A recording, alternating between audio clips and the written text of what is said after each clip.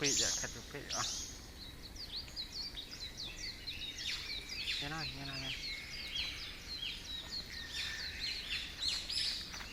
nặng nhận khó mà crom à nè vô mong nè chân niên vô khó mà thôi nha khơi không khá crab là chán chứ đặt crom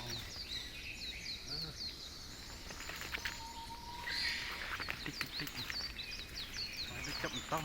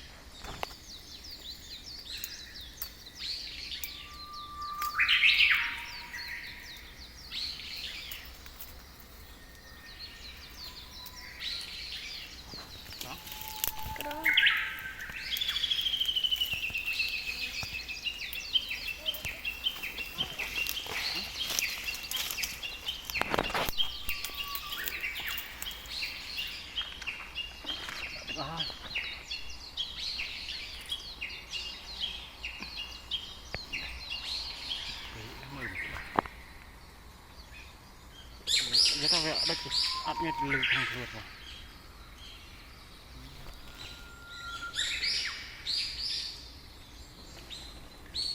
lửa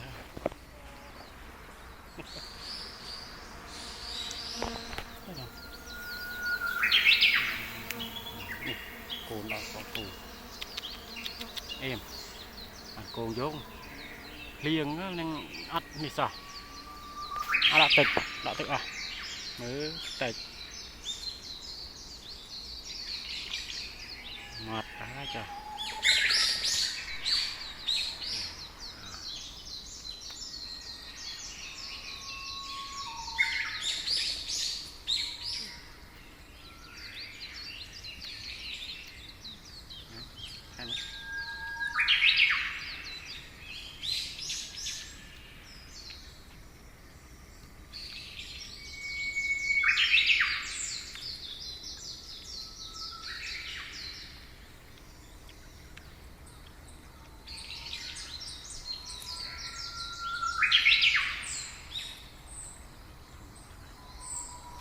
chạy nhanh